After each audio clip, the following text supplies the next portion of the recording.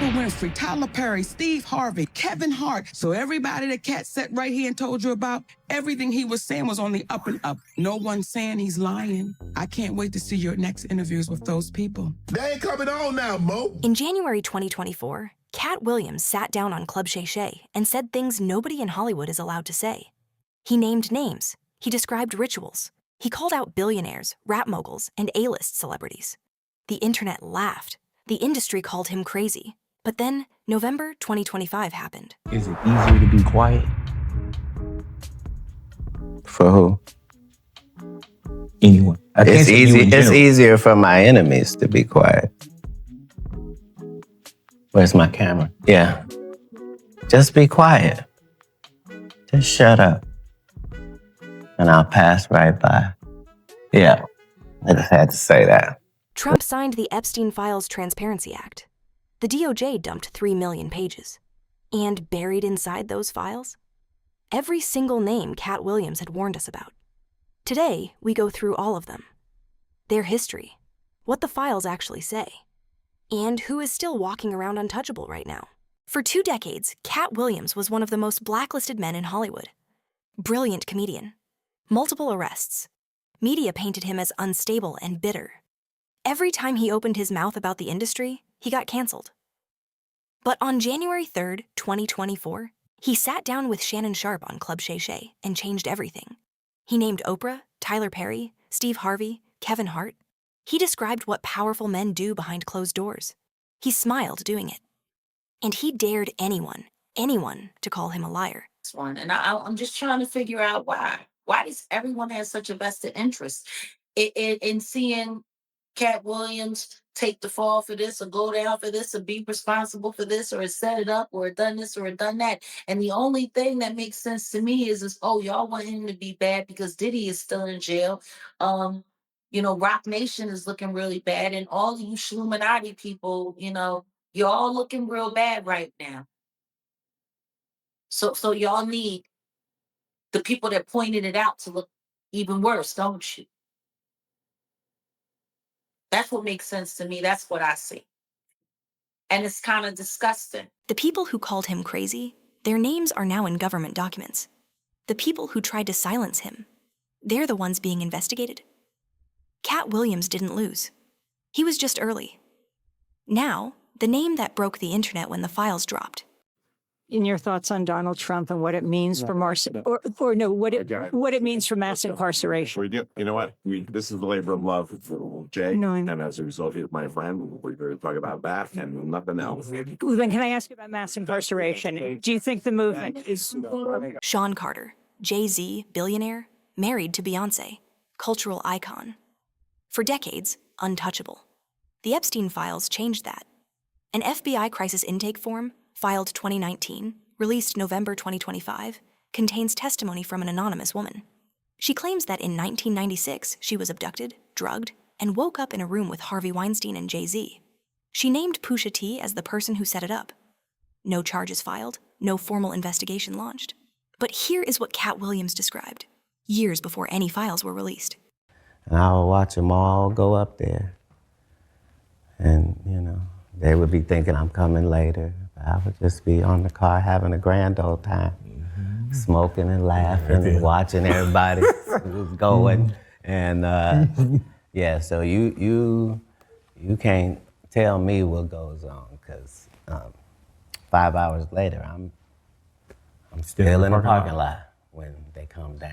And just to see all them big time Hollywood men that I just watched go up there, they all come down off the shuttle and looking sad in the eyes, and all of them wearing Sean John and looking oily, and they all walk crazy like this, and their shoelaces were always untied. I don't know why. Their shoelaces were always untied. And then they would get in their car and they would drive off standing up. Big boy, with their head out there. He described this in 2024, before any documents were public, and he wasn't the only one who noticed.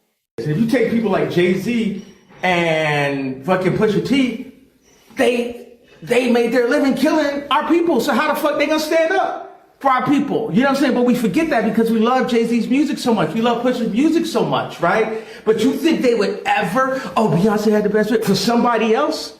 Yeah. You know what I'm saying? You think they would ever tell the truth? No, if they told the truth, they'd go to jail. You know what I'm saying? So you have liars. Man. Liars are now the face of our culture. Now, this one is different. Unlike Jay-Z's section, this is not anonymous testimony. This is a paper trail. Naomi Campbell's name appears on Jeffrey Epstein's Lolita Express flight logs 5 times, between 2001 and 2003. 2 flights originated from the U.S. Virgin Islands, where Epstein's island was located. She was also on the 2002 Africa trip alongside Bill Clinton, Kevin Spacey, and Chris Tucker. When she was asked about it, Know who he was? Yes, I knew him. I was introduced to him on my 31st birthday by my ex-boyfriend Flavio. He was always front and center at Victoria's Secret shows. Did you suspect what he was doing? No. And what he's done is indefensible. And when I heard of what he'd done, it sickened me to my stomach, just like everybody else. Because I've had my fair share of sexual predators, and thank God that I had good people around me that protected me from this. I mean, right now I stand with the victims. I can't, they're scarred for life. sickened to her stomach. Stands with the victims. But the emails in the files tell a different story. They hint at coordination between her and Epstein involving logistics for his parties. And people have one simple question. Naomi Campbell is one of the highest paid supermodels in history, but she owns an entire island. That doesn't add up. No charges have been filed. But 5 flights on the Lolita Express is not a rumor. That's Epstein. Do you regret the relationship that you maintained with him against Melinda's advice and wishes? Oh, I've said that you're going way back in time. But yeah, new audience. I will say for the, over 100th time, I shouldn't have had dinners with him. Epstein had a way of sexually compromising people. Is that what Melinda was warning you about? No. I mean, No, I had dinner with him, and that's all. Dinner, that's all? The man who built Microsoft. One of the wealthiest humans ever to exist. Sat on national TV and said dinner. Now here's what the Epstein files actually say. Draft emails dated July 2013 contain allegations that Gates contracted an STD from encounters with Russian women, and then asked Epstein to get antibiotics so he could secretly medicate his wife Melinda, without telling her. Gates's team called this absolutely absurd and completely false. These are unverified drafts, but here is verified fact. Sad.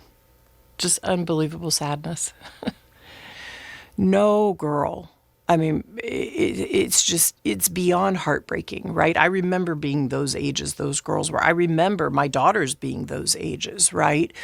So for me, it's personally hard whenever those details come up, right? Because brings back memories of some very, very painful times in my marriage. But so whatever questions remain there of what I can't even begin to know all of it, those questions are for those people and for even my ex-husband. They need to answer to those things, not me. Well, and I am so happy to be away from all the muck. Those questions are for Bill to answer. That's what she said. After 27 years of marriage, he said dinner. She said unbelievable sadness. Moving on to the man who thought a humanitarian story would be enough. Chris Tucker, Rush Hour, Friday After Next. One of the funniest men on the planet in the 1990s. His name appears in Epstein's flight logs 7 times. His defense has always been simple. It was a humanitarian mission to Africa with Bill Clinton. He didn't know whose plane it was. He had no idea what Epstein did in his private life. Now, watch him explain that. You knew Jeffrey Epstein, didn't you? Yeah, I did. We flew Bill Clinton and a lot of different. That was a humanitarian trip to Africa, Yeah. and I met him on that trip because it was his plane. I didn't know who plane we was getting on, but it was a whole bunch of dignitary people. We was with a delegation, and Yeah, I met him, and you know, you don't know people what they do in their private lives. So yeah. Yeah, tell me this, Chris. You was on this private plane, and you could tell that it was a private plane because they called it, what is Lolita Express? Oh yeah, it was a private plane. Yes. Oh yes. But wait a minute. You didn't never go to that island, did you? No. I don't know where that thing is. We was going to Africa to save lives. 4 no's for 1 yes/no question. And the humanitarian defense gets harder to sell when you look at who else was on that plane. Bill Clinton, Kevin Spacey, who has been convicted of sexual assault, and a trip organized on the private jet of a man who turned out to be one of the worst predators in modern history. Katt Williams called this out by name before any documents were released. The Friday sequel never happened. And the Chris Tucker the world knew seems to have disappeared.